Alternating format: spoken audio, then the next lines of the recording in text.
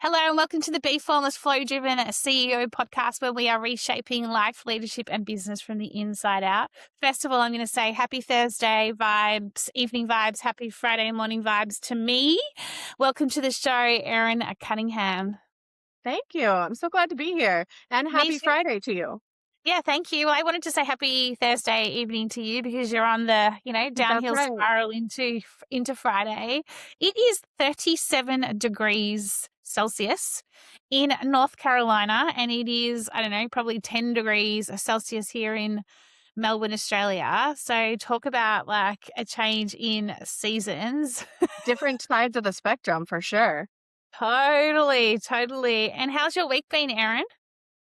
It has been fantastic. In fact, I got a chance to work with some university students who are learning about entrepreneurism and product development. And so we've been talking about what could be in the future of tennis balls. So it's always fun to be able to use that innovative side of my brain and work with young people too. Yeah, I love what could be fun when it comes to tennis balls. And I was just telling you, little Marley Bob, he's just sitting there sulking a little bit right now because he hasn't been for his walkies yet. He loves tennis balls, and we're going to have quite a conversation today about recyclables. And I'm not joking. There's a tennis court around the corner, right? And we go walkies past there, and he stands. I'll have to send you a video. And he stands and watches the people playing tennis, try and get a hold of the tennis balls. Yeah.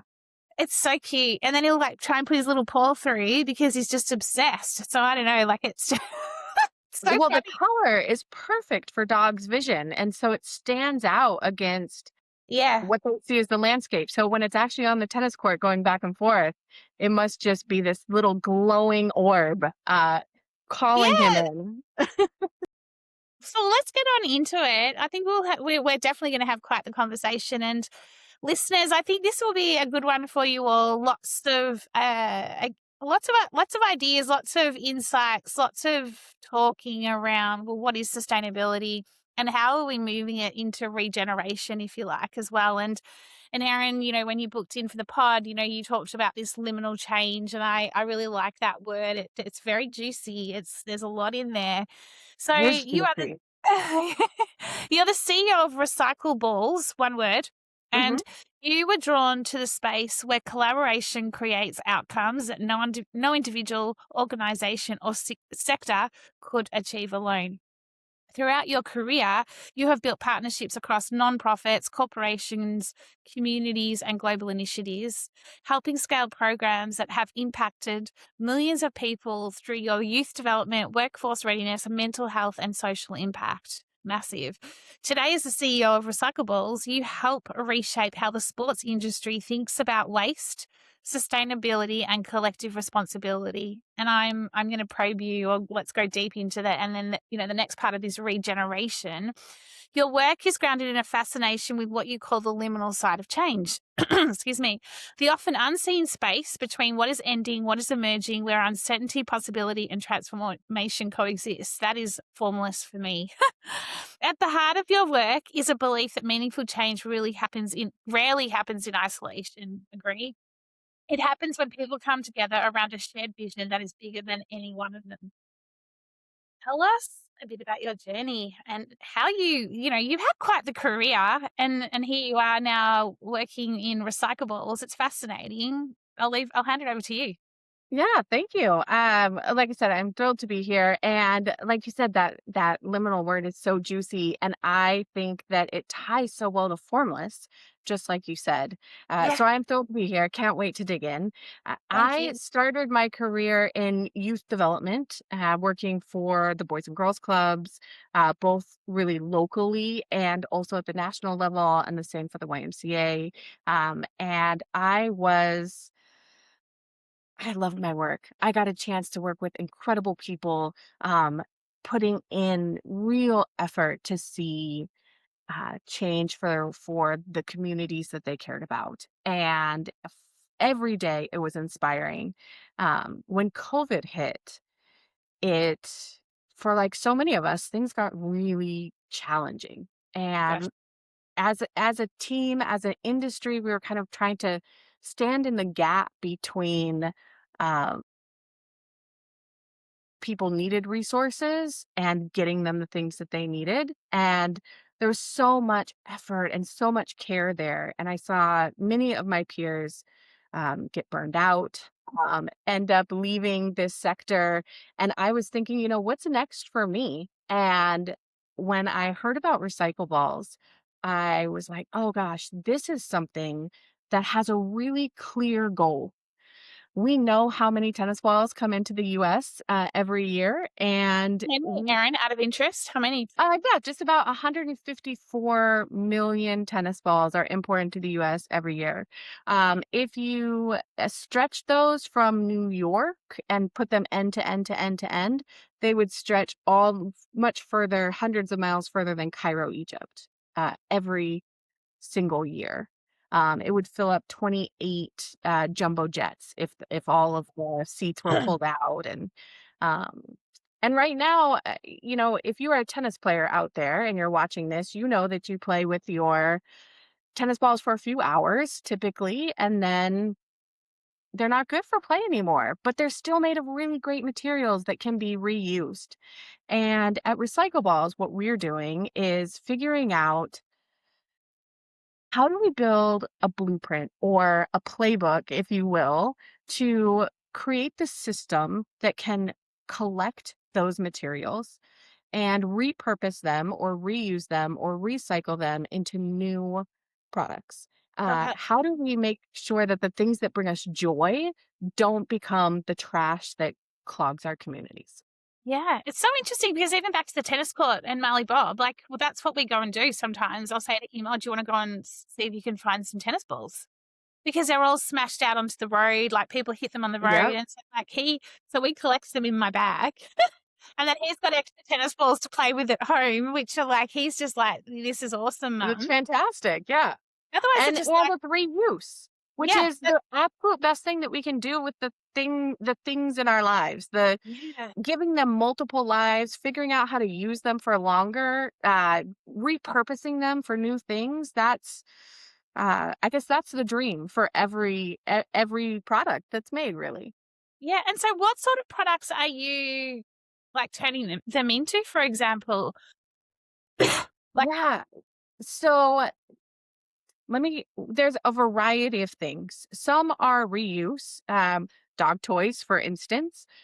So also on the bottom of chairs in classrooms to help have a quieter learning environment. oh, yeah. Um, those are really repurposed because they still stay whole as the ball.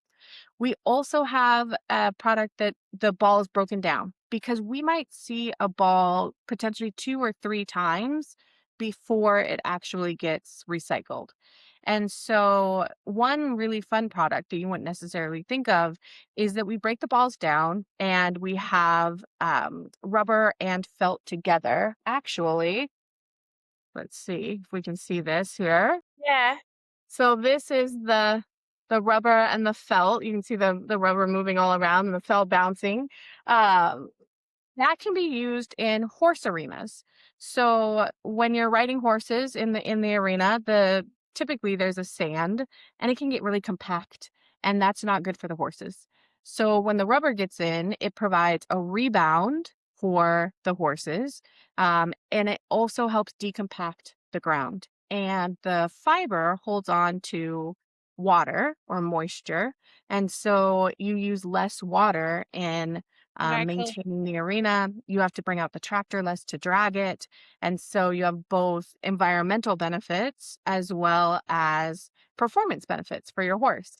And, one of our biggest competitors in that space who's also making materials to help arenas stay fresher is making virgin plastic strings. And so it might be 80,000 to 100,000 tennis balls in one arena, and it lasts for multiple years. So if you think you might typically play with a tennis ball for 4 hours, and then maybe Bob Marley plays with it or Marley Bob plays with it for another. Gotcha. I heard you. I was like, "It's fine." Like, I got it. I got it. I'm back I on always track. say to people when they go, "What's his name?" And I say, "Marley Bob." They're like, "What?" And I go, Yep. "Bob Marley backwards." And they're like, "Oh, I get it." So it's so fun.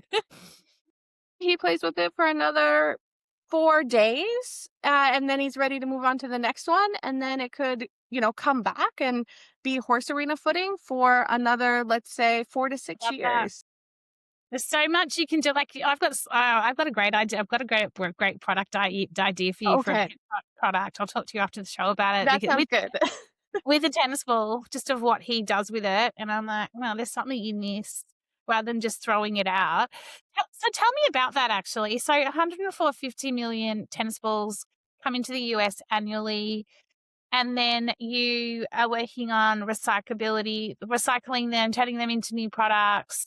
It's, impact is beneficial to the environment. We can find joy with what we always find joy in with a tennis ball. We can find joy in other ways. There's a performance aspect to it.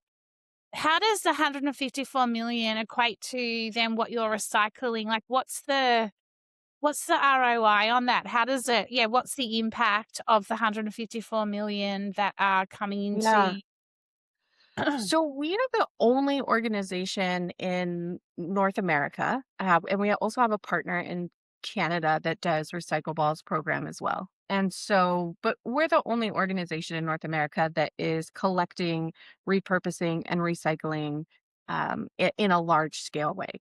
And we do just over 3 million, and which compared to 154 million sounds like a drop in the bucket, but it actually is a huge percentage when you think that's just one organization that is doing it. And the reason for that is because fundamentally, I think that athletes, people who play sports, they don't want the things that they play with to end up in the trash, right? No. And Yeah.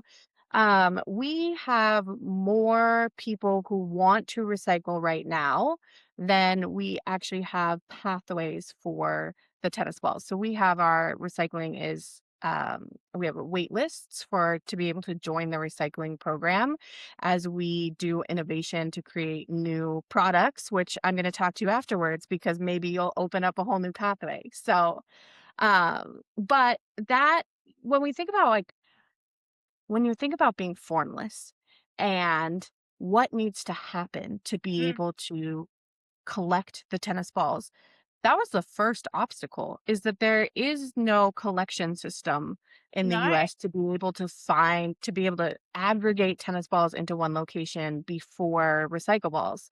And so we had to come up with, how are we going to move the balls around the country? Where is the right point to collect them?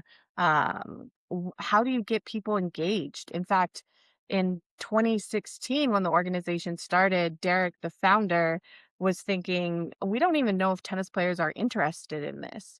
And now, 10 years later, we're collecting more than 3 million balls and we have a wait list of people that want to join. And so that reverse engineering a supply chain was the first obstacle. Yeah, it's really interesting because when you think about the tennis court and just smashing out of the balls like I do, you go past the tennis court and you're like, I look at all the balls and think to myself, what happened? Like, I actually think to myself, what happens to all these tennis balls? Because I'm like, I have to, again, I come back to Mally Bob and I explain to him, you can't have these balls. But I'm thinking to myself, why can't he? Because like Yeah. they're just laying there. Do they all get collected? What happens at the end of, and then they all go down little crevices into little areas, like, and I'm sure balls go, like, you don't pick them all up because it's almost like rubbish in a way, isn't it? Sometimes when you think about it, in Yeah. terms of it's almost like a luxury of, oh, we've got tons of tennis balls. Does it really matter if we just let them roll away or not collect them, not pick them all up? Not really, because we've got more that we can have access to. Is that part of the, I guess, it's probably not the challenge anymore, and because people are realizing more and more recyclability, like sustainability, all of that sort of thing. Yeah, I think so. I think that more people are thinking, how do I reuse? How do I repurpose? How do I not let things just kind of disappear? Yeah. Um, that being said, I have what I affectionately call tennis balls in the wild, where every time I see a tennis ball in a place that I wouldn't expect it, like on a tennis court, um, whether I'm out hiking, whether I'm out walking Hansel, who is my dog. And so I'll snap a picture and obviously pick up the ball and take it with me if it doesn't seem to belong to anyone so that it can be recycled. But I have a lot of photos, Dee, of Yeah, tennis you've balls got in the wild. So, totally. so they're out there. Yeah, absolutely. Can we talk a little bit about, I've just been writing it down. There's almost like recycle, sustainability, and then there's this like regenerative piece. How much is regeneration coming into play in the industry and in the environment that you're in terms of, I've been exploring more and more, and I'd love your thoughts on this. Sustainability, it's sustaining something, right? It's and I know that like there's a difference between sustainable from an environment perspective and then sustaining like from a performance, from a leadership perspective, etc. I also am Sustaining from a thinking financial perspective. I mean, totally, it is a yeah, versatile word. yeah, it is a versatile word. And then I'm thinking around, okay, so that keeps us sustained and going, if you like. And then there's this whole regeneration piece, which is almost like a The cycle. next level. It's the next level, and it comes like to your talk. You talk about liminal change. I talk about formless, where it's almost like it has to go shapeless, work out what it's going to be next, and it regenerates. It almost goes through a whole cycle of like almost releasing all what's no longer serving them and becoming something different. For example, Yeah. mm, There is a very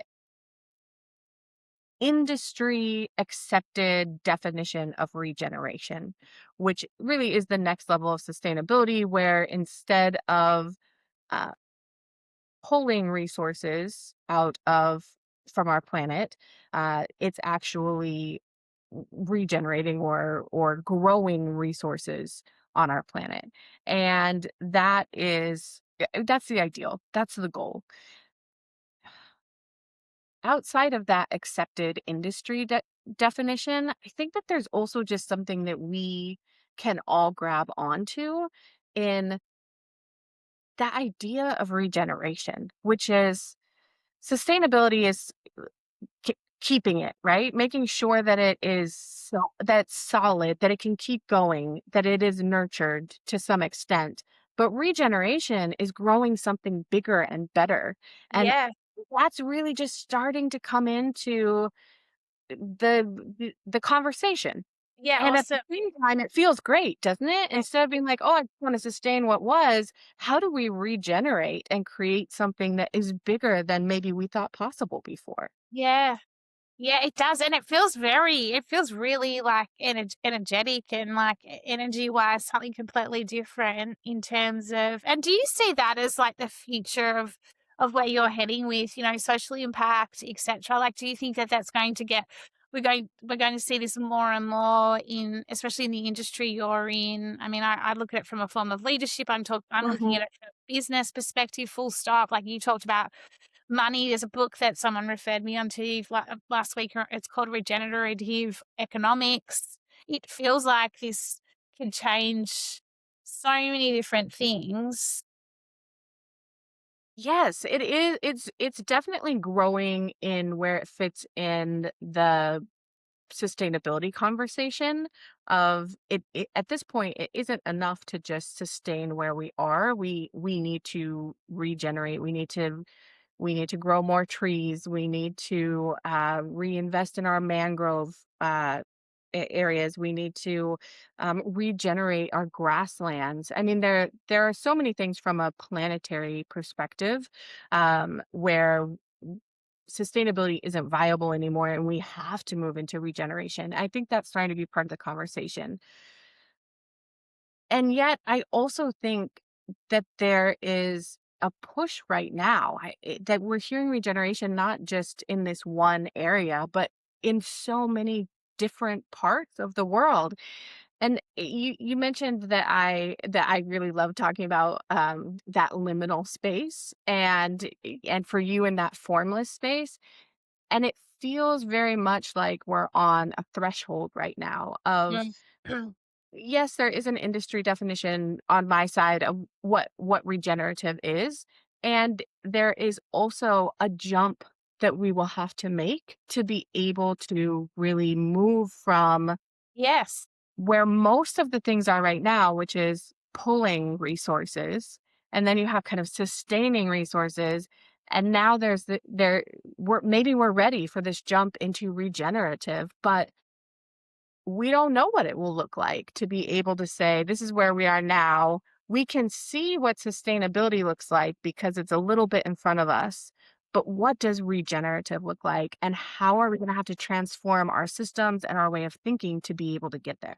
Yeah, and I love that because it's a continuous for me shaping and reshaping. Like that's the whole point of regeneration. You don't just stay in this one space, right? Like you like you might go you're like it's a continuous regenerating. The word regenerating says it all. Tell me a little bit like from like a leader, from a CEO perspective, and just tapping into the regeneration piece and of course the liminal chain. Yeah, the liminal space, I should say. You're in an industry that, obviously quite often gets scrutinized. There's always the challenges that you're facing, and it's such an important industry. And no doubt you've come across a lot of businesses, a lot of people that say, I'm all about sustainability or I'm all about recyclability.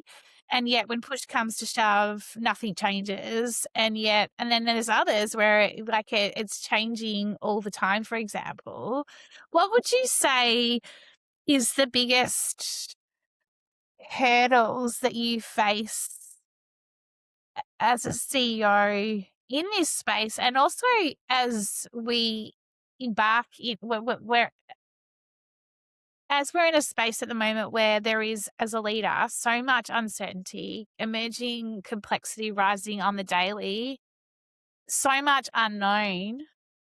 Yeah, like what sort of Yeah. hurdles, and then how do you combat those hurdles?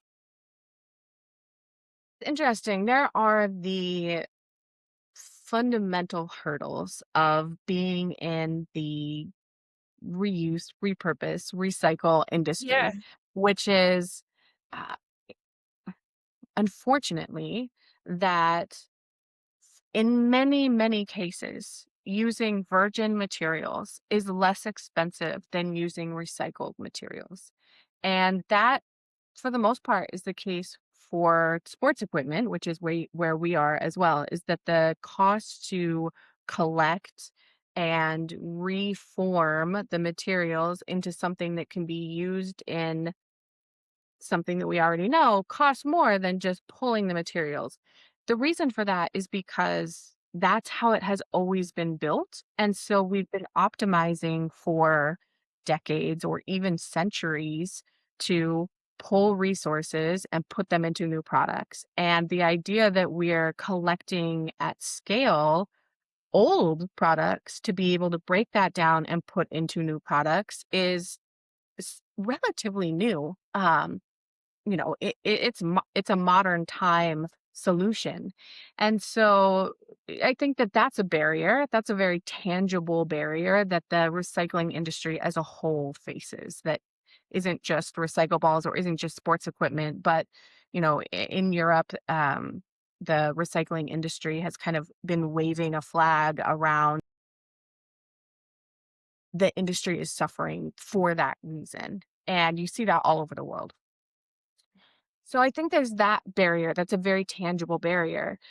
But if you move that from a really tangible barrier into what does that mean as a leader, it I the things that we grapple with are very much, I think, the things that every leader is grappling with right now. From there's increased complexity, there's economic pressures that you're navigating, uh, and at the same time, we are trying to change people's minds and Behavior. behavior Yeah. to be recyclable, sustainable, regenerative. And so to be able to say there are certain psychological principles that come with that, right? Our team is going to have ups and downs in a way that maybe other teams might not, because we are always working in that change space, both in Yeah. ourselves and with the people that we are working with. And that's one of the things that happens when you're in that formless change, is that your emotions go up and down. And Totally. sometimes you feel like, my gosh, we're doing it, we're making this change. And sometimes you feel like, oh, Pushing are shit we uphill, ever basically. gonna get there? You just feel like you're just pushing shit uphill in terms of, like, it That's sounds so Aussie exactly when I right. say that, but it's so true because, yeah, you know, when you work in change, and I was gonna ask you that, and you already said it, like, it's a you talked around this modern time solution, and we're still playing catch up somewhat, and we're almost like, you know, in between. We're in this huge transition, even with AI coming into play now.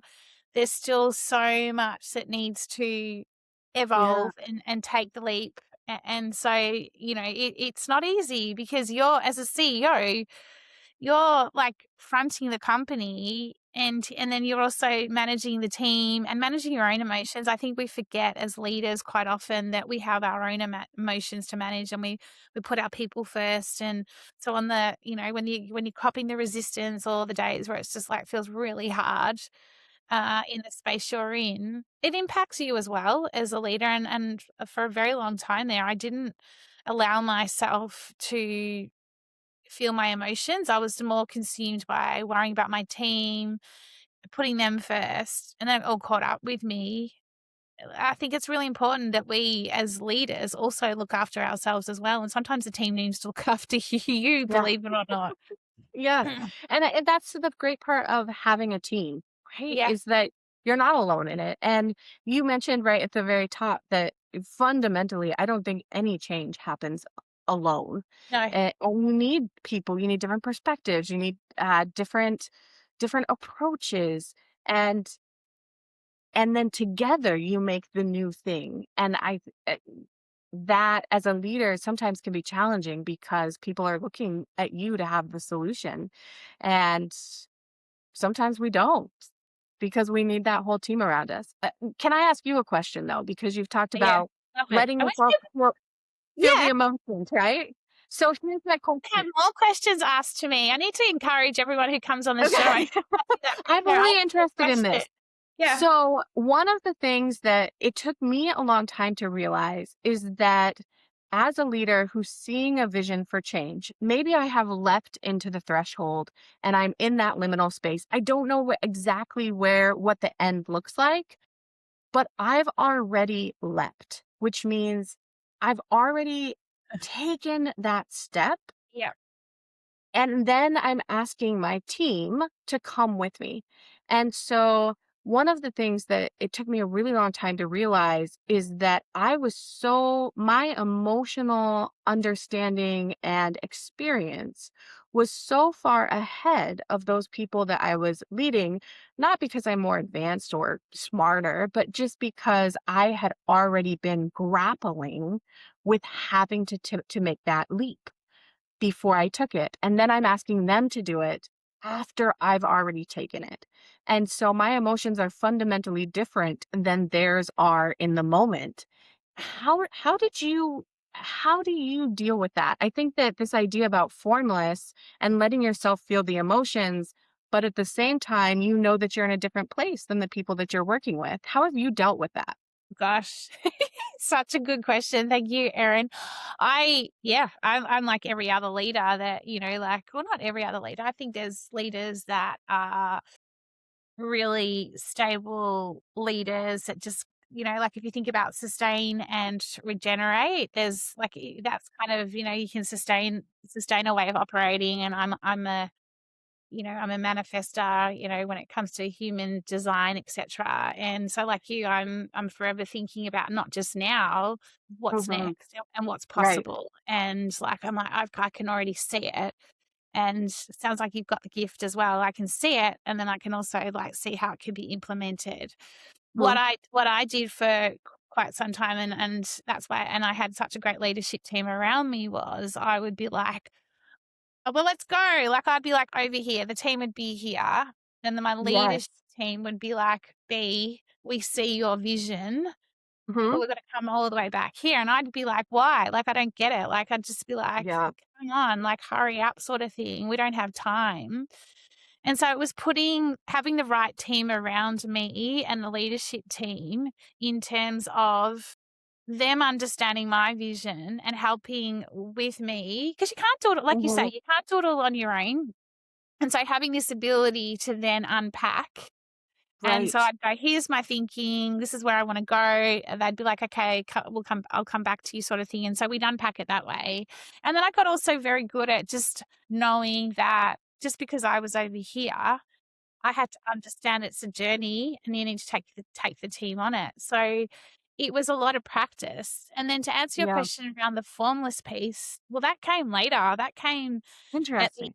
at the end of in my last role, and I was completely and utterly burnt out. And I, instead of just continuing to go forward and kind of chasing or, thinking about what was next, I had to really learn just to sit with what's happening right in front of me and what's happening now. Yeah. And that opened up a whole can of worms in terms of really going, all right, well, if this is what it feels like right now in this unknown, Mhm. let's explore that and see what's possible. Yes. And so allowing, rather than me just going, "Let's go, let's go, let's go," Mhm. instead it was more me allowing a shape or a space to form in the way Yes. it wanted to, and that's just Mhm. opened up so much more possibilities. And so now when I work with leaders and founders, it's that ability to come back to, you might be over here in the future, come back here and Right. see what's happening here, and Yes. then I let love that that. I yeah, think as leaders, we are so conditioned to feel like we have to know what the answer is, totally. where oftentimes we don't, we rush out of the Yeah, formless gaze. Yeah, liminal space because it's uncomfortable, 100%. because our emotions are going up and down, because we feel hopeful one second and we feel despair the next. Because one of the things that happens when you're in liminal space to your vocabulary is that you actually start trying on new words in new ways. And then that can sometimes you stick your foot in your mouth, and that is uncomfortable again. So, as leaders, oftentimes we try and rush out of that That's what I space, was doing. Yeah, but that's where you find the next thing. You think you might know what the vision is. And so you leap in, and then you're like, I got to get out of here. But that's where the magic can happen. That's where the 100%. regenerative Yes, ideas totally. in that Yeah, uncomfortable space. And yeah. that's hard to stay there, It's so hard. just like you It's said. Yeah, it's so hard, and it's being comfortable in the uncomfortable, and seeing what pops up. And you know what's so fascinating? Like, if I reflect, and I was actually doing this last night, something popped up, the word reconstruct. I Mhm. could see it in one of my folders. I was like, oh. And this was like a few years ago. Here I was going 100 miles an hour, still like as I come out of the business thinking, right, I'm going to do this, and I'm going to do this, and I'm going to take on the world, and I'm going to make all these changes. And the Yeah. universe was like, you're going to stay formless for as long as we need you to. We're going to keep you in this liminal space, and you're just going to slowly shape your way out of it and reshape your way out of it. And it was interesting, right? Because I look at things that I researched or I created a couple of years ago, and I've kind of somewhat parked them. And now all of a sudden I'm looking at some of this stuff going, oh, yes, that actually works now. Because by sitting in this liminal space, sitting in the formless and not pushing my way out and not expecting, like we do as leaders, to attach myself to an outcome, and I need to, be this successful, have this, in my business at this size, et cetera, et cetera, have a team, all of that. Yeah. I've actually really allowed myself to play in the space. Not easy some days, don't get me wrong. And I'm looking at things and I'm like, oh, that works here now. Mhm. Because I've given myself the space to be able to just look around. And leaders, we're not doing that enough. And so hence why I'm on the mission, in terms of how do we as leaders Yeah. shape what the future looks like and do it in a way that is regenerative, that isn't just like go, go, go. Right. Mm, And then go back. I think that what you said really stuck with me is that one of the ways that you have been able to bring people along with you is actually having a team that reminds you that you're up here, your leadership team is here, and everybody else is here. And so having that connection, building the trust to be able to Yeah. hear the feedback from people and come back into the formless space, come back into that uncomfortable space where you can see, oh, I didn't make this connection before, or maybe I tried to rush this too much Yeah. and it didn't go as far as it could have gone. And I think the what you're talking about here is having a guide who has been there for a really long time is so valuable to be able to have somebody who says, "Oh no, I know it's uncomfortable. I know that it sucks. I Totally, know because that you don't feel confident no, and that's totally. okay." Yeah, and I had this little client yesterday, and we were messaging, or she thanked me about something, and then I just said, just ignore the white noise right now. Just reminder, ignore the white noise." And I think it's easy enough to say to people, ignore this and ignore that, and I think unless you've lived it though, and I think that's the thing. We all need to kind of band together as leaders, because we're in this massive change, and nothing's going to be the same next year, let Yeah, alone next month. And so how do we better each other? How do we better ourselves? I think that's what we're talking about here. And just being able to give us a little bit more, I don't know, is grace the right word? Being able just to sit in it and kind of go, what does this look like? The other real hot tip is, when it comes to having a team, the one thing that I did do, Erin, and I loved it, and I encourage any leaders to do it, is I used to run these, what I called Be Connected sessions, twice a week. So, interesting. I mean, I had 150 staff. And so Uh-huh. to keep my finger on the pulse, because I was always like, I'm certainly a visionary, and I love like solving what's next and what's possible. Right. It was also then the ability to tap into the team, and it was twice a week. It was called Be Connected, and it was an hour in everyone's diary, and they could book in with me to talk about anything they wanted to talk about. And so that always brought me back to, Rachel's got something going on in life. Right. And you just hear these different things, and you think, okay, well, that's why she's behaving the way she is in work. And do you know what I mean? And I just think That that being human side. human side, just being back Mhm. to connecting back to the humans is super important, because again, underneath it all, everyone is doing the best they can with what they've got. Yeah. One of the things that I really love when we talk about change, both small changes, but then transformational changes as well, is that every change is an individual change. That systems don't change if the individual human people within those Totally. systems don't make the choice to make the change. And so every giant transformation that we've ever had has come from however many individuals choosing to make that change along the way. And it happens at different times, at different spaces, and it looks different on different people. But when you think about transformation, when you think about change, that human connection is so important because it is the individual human choosing to change along with their peers, with their family, with their community to decide that we're going to do something different. We're going to behave differently. We're going to act differently for this reason, and I'm coming along with it. Yeah, totally. And do you think it's more important than ever? Like, I mean, I've had so many, and no doubt you are, conversations with AI, and I'm sure there's AI in what you're doing is like revolutionary in itself as well. Like, do you think it's more important than ever? The human. I do. I do. I think that things are changing faster than they have ever changed before.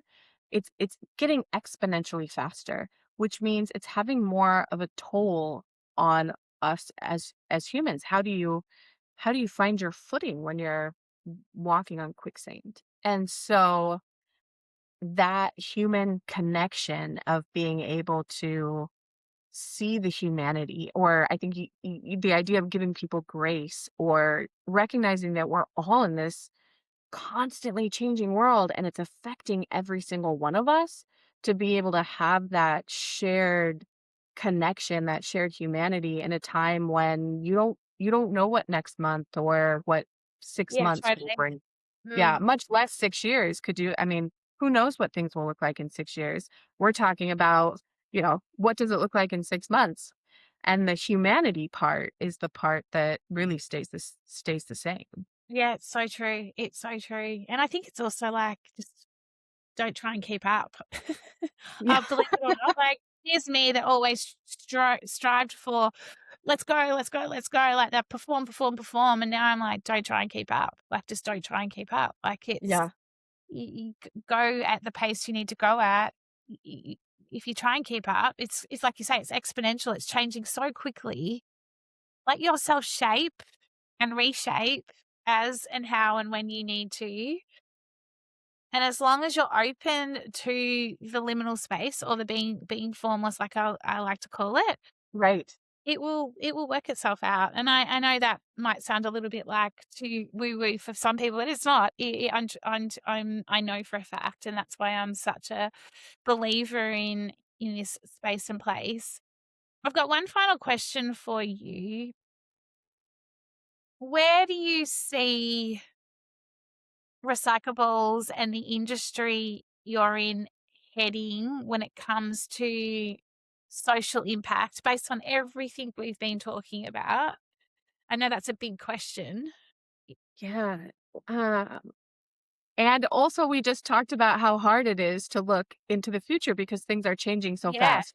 So, what Yeah. I would say is that at RecycleBalls, particularly, we're looking at three pillars that we work with: inspiration, innovation, and infrastructure.